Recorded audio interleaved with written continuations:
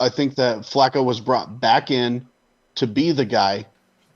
But people need to remember that he didn't get here until, 2 days before the Cincy game. Yeah. Okay? He's an unvaccinated player, so he still has to clear COVID protocols, which means he couldn't participate in any team activities until I think it was 2 or 3 days after the Indy game, which is why you saw him on the sideline masked more often than not. Yeah. Okay? So it's about 7 days, really only about 3 or 4 practice days before Buffalo of practicing with the team. Mike White is still the answer there because Flacco's not fully installed on the offense. But now he is. I think this was the probability from the start when Joe Douglas made that decision. And I'm also going to go on a hot take and say that Flacco could start the remainder of the season. But it's a good move. People that are criticizing that you don't know football. Period.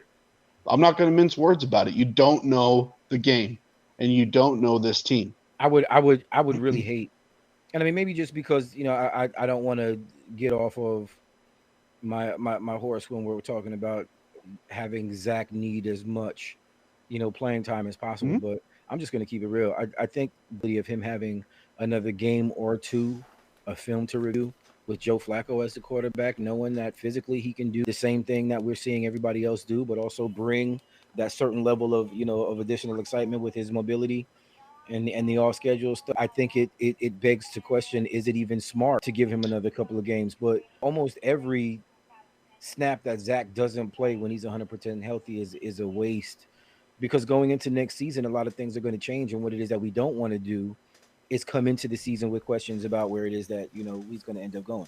It gives us an indication of really where it is that he ends the season. If he sits out the rest of the season and then we come back in camp, are we going to be looking at him and saying, is this the guy, or are we still going to be looking at him going in year 2 saying he had some flashes, but we really don't know? And because he didn't play any last season, where are we at? That's going to be Jets fans, and that's going to be media. That's not going to be the coaching staff, and that's the frustrating part of this. Is Jets fans are going to be making those stupid takes. Jets fans are going to be asking those stupid questions. I was an advocate. Now I'll put my point on this whole thing, and I'll explain. I wanted a vet at the start. I wasn't opposed to Zach Wilson sitting year 1. It's working with Trey Lance. He gets in and out of games here and there, and he's learning. I'm not opposed to that. The difference is Mike White does not have any practical experience that Zach can learn from. He has talent. Mike White has talent. He's not the next Tom Brady. He's not a diamond in the rough. He is, if you could consider him a starting level talent, Mike White might eventually maybe possibly get to Derek Carr's level. Wow. That type of a ceiling. Wow. Maybe. He's gonna be able to lead your team. He'll win you some games. He'll get you. He could probably get you to the playoffs once or twice.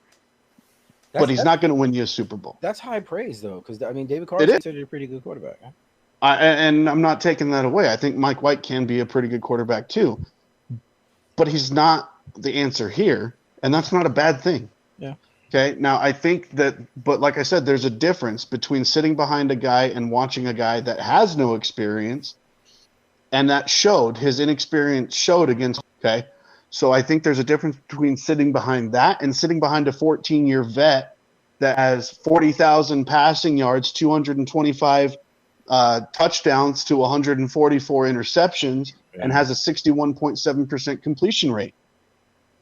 There's a difference between sitting behind and learning from a fourth-year player that the best he ever got until this year was a third-string quarterback behind Dak Prescott and a backup that I couldn't even name. Yeah. That's the difference. All right, so where I stand on this with Joe Flacco, my first comment is going to be in regards to Zach Wilson. I think that this gives Zach Wilson an opportunity to see another quarterback under center operate the offense, in which he'll have another full game of tape to see how Flacco responds to defenses, how he looks in different situations, and so on. Where I think that Zach will get the best possible education that the New York Jets can muster given the crew that we already have. The more information that we can give to Zach Wilson so that way in 2022 he can hit the ground running, it should be okay.